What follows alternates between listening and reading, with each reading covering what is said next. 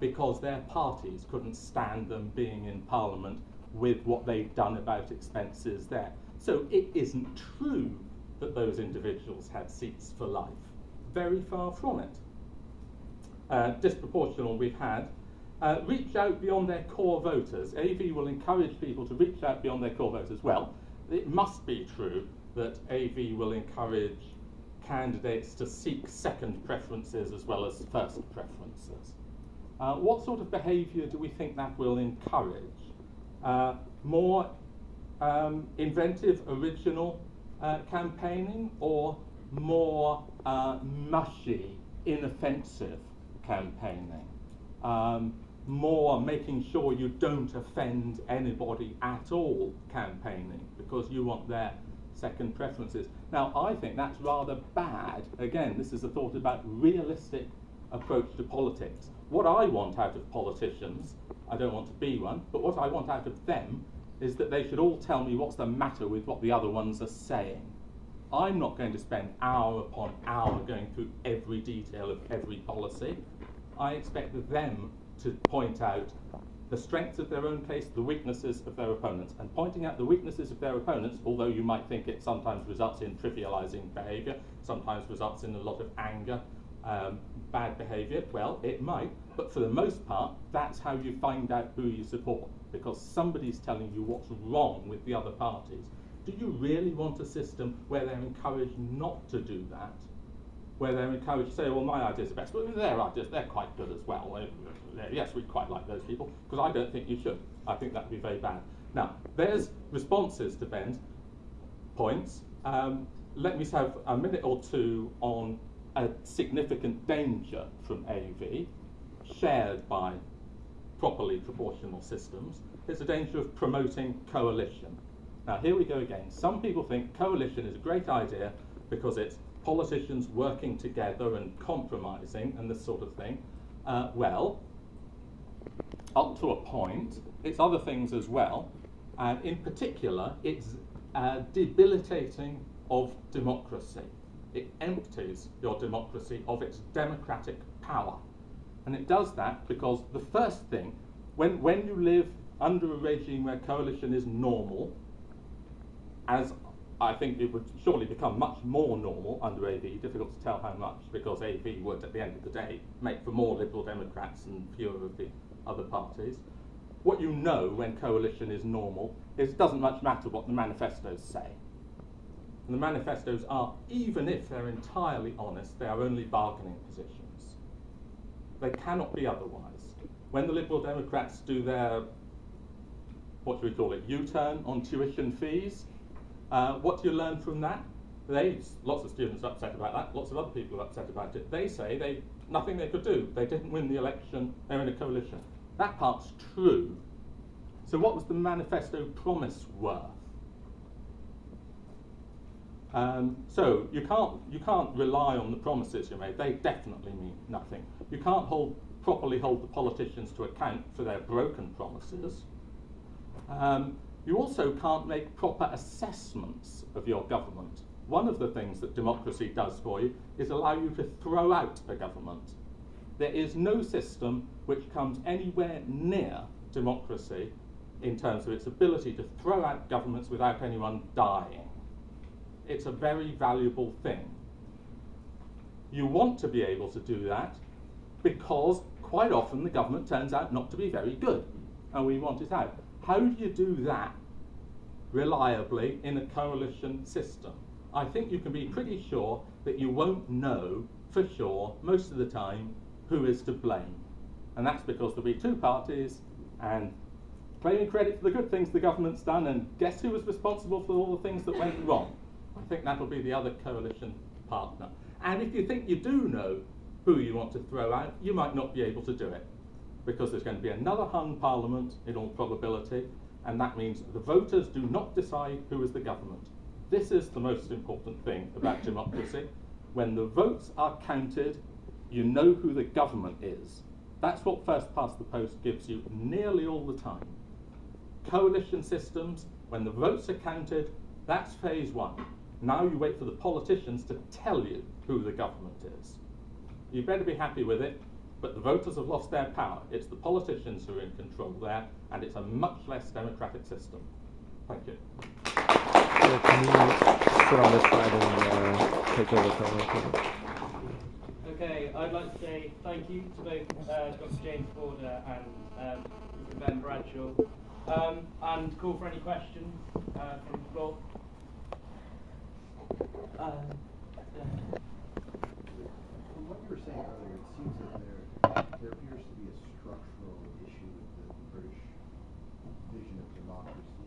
Do you think that by possibly having more elections in terms of the Prime Minister's position being elected office and more akin to a presidential office, would that help maybe change the way that voters feel that they are really being represented in the government? We're going to take groups. Can we take groups of three? Is that possible? Yeah. Okay. I suppose this is particularly to Mr. Bradshaw. I am in the difficult position. I live just across the river, so I have the joy of first past the post delivering Mr. Mark Field as my MP every election, no matter what happens, because it's one of the safest seats in the country. So I can't stand first past the post. But then I look at what, as a Labour Party member and a campaigner for David Miliband, what AV did to our party. And it's difficult to motivate myself, despite the fact I need a change, that AV is really that change. And I can't help but feel that the argument that really it's not the change we want is a strong one. How do you deal with that? Mr. Bradshaw, do you not think that also the additional cost of £250 million it's going to take to implement it is something that we can't really handle? It's not something we have to do. It's not something we need to do. Do you want me to go first? Yeah. The first question, there isn't really a debate in this country about electing our Prime Minister directly. I don't detect a huge appetite to depart from our parliamentary system where people vote for their Member of Parliament, they go to Westminster, whichever party or parties can form a command of majority in Commons, the leader of the biggest party then becomes Prime Minister. I think it's a system, I know it's different from the American system and the French system, but I think it's a system that I think most people in Britain, whatever they think of the voting system, are pretty comfortable with. On the question of, well, I supported David Miliband too, but it wasn't AV that delivered Ed, it was the unions, it was the Electoral College. So, I mean, it wouldn't have, and David himself is a strong supporter of a yes vote in the AV referendum. So, by all means, challenge the Electoral College system, and I would encourage you to do so. But I think the AV system for electing our leaders, not just our leaders actually, but also the Tories have this, of course, as well. Once they get to two candidates, the system that we have for electing our leader is also the system we have for electing our parliamentary candidates. It's a system that most university student unions have, as far as I'm aware, for their elections, and most organisations from the Royal British Legion to trade unions and so forth. So it's not a system which is unknown to people or unused or untested in this country. It's actually a system that many people use a lot of the time. And on the question of cost, I have to say, the figures that are being bandied about by the No campaign are complete tosh. First of all, they're claiming in that £250 million that you would need, I think, £80 million for voting machines. You don't need voting machines. They don't use voting machines in Australia, and the Independent Electoral Commission has made quite clear there would be no need for voting machines here either. It's a simple ballot paper, and instead of putting a cross by one candidate, you put 1, 2, 3, 4, or even 1 if you want to. You don't have to use all your preferences in contrast to the Australian system. So it's not complicated. It's a system that's well used. And the other expense they include in that figure is the expense that they assume the Electoral Commission would incur in a public information campaign. Well, again, the Electoral Commission has made quite clear it wouldn't run a public information campaign. The only expense is the expense incurred by the referendum itself. That is something that the coalition government is imposing on us, whether we like it or not, and it's an expense that would be incurred whether there's a yes vote or a no. May I just respond to something that James said in his opening remarks? Because I don't know whether you detected this, but I detected a serious contradiction in his argument, because on the one hand he said AV was not proportional, and AV would have delivered Labour a bigger majority in 1997, and that is probably true. We know that because since 1990, people have been asked about their second preferences, going to the polling stations, and the exit polls have been very accurate. And he's probably right, Labour would have had a bigger majority in 97 and 2001. But he then went on to build his main argument against AV, arguing that it would lead to more coalitions. Well, it can't be both. It's either less proportional and therefore leads to fewer coalitions, or it's more proportional and leads to more coalitions. And this is an argument I hear time and time again from the No campaign. They make an argument against it because it's not proportional, trying to discourage people who want PR from supporting it, but then they say, oh, the real argument against it, and this is the one that David Cameron uses all the time, is that it leads to permanent coalitions. It doesn't. And in fact, we got a coalition under first past the post. We got the Liberal Democrats tearing up all their manifesto promises under first past the post. So the argument about proportionality and coalitions, I'm afraid, just doesn't wash. And now I'll hand over to Dr. Ford. Thank you. An elected Prime Minister. Well, that strikes me as an interesting idea. And if we were going to end up with a parliamentary system that delivered constant hung parliaments by whatever method, then I think I might find that very attractive, to give a clearer democratic mandate to somebody in a clear position of leadership.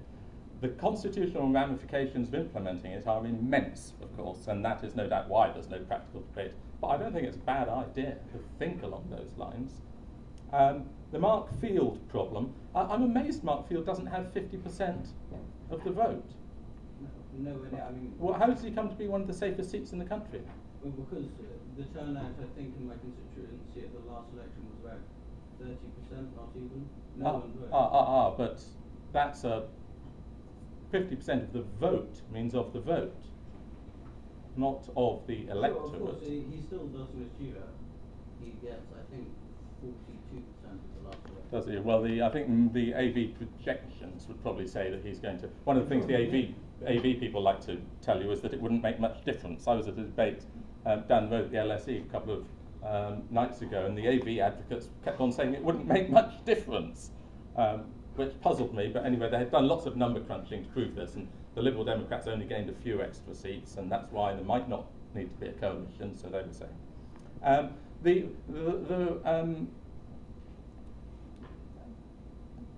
I don't want to get involved about the leadership of the Labour Party and whether it was the Electoral College or AV that did the trick. David Miliband was ahead on the first preferences, though, wasn't he? But there is an important point here, which is lots of organisations perfectly sensibly use AV for electing a person to a leadership position. When the business at hand is electing one person for some purpose, then of course this sort of mechanism has something going for it. In many cases it's probably the best mechanism. Electing a parliament is an entirely different thing. It's smoke and mirrors to tell you that each constituency is somehow like the Labour Party. What it needs is one leader for the Labour Party, or one leader for the student union, or whatever it is, and then Parliament just, well, happens to be all these unique people who were elected. No. Parliament has a quite different role from that, and you have to look to the macro effects of the system you choose. So, Mayor of London, another case, it's not exactly AV, but it's a lot like AV. Unique position. No objection to that, perfectly sensible. And as to me adopting two contradictory positions, well, I don't think I am. It is an important point that much of the support for AB, in fact, comes from supporters of proportional representation. The impetus behind it certainly comes from that. For example, the Liberal Democrats, the Electoral Reform Society, removed from its webpage the remarks about how awful AV was so that it could campaign for it. It's a proportional representation.